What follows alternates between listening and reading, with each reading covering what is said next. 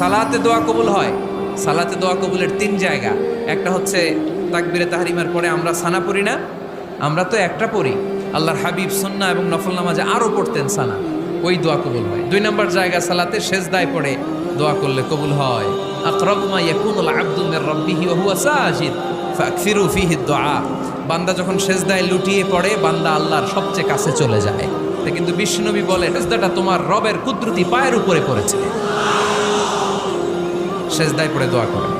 সালাম ফিরানোর আগে বিশ্বনবী দোয়া করতেন, লা ইউসাল্লিমান্না আহাদুকুম হাত্তা ইয়াতাআওয়াযা মিন আরবা'a।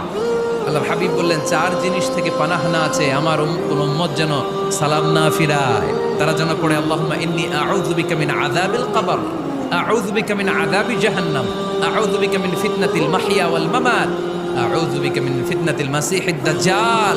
আল্লাহ কবরের আযাব থেকে বাঁচাও, আল্লাহ জাহান্নামের আগুন থেকে বাঁচাও, আল্লাহ জীবন মরণ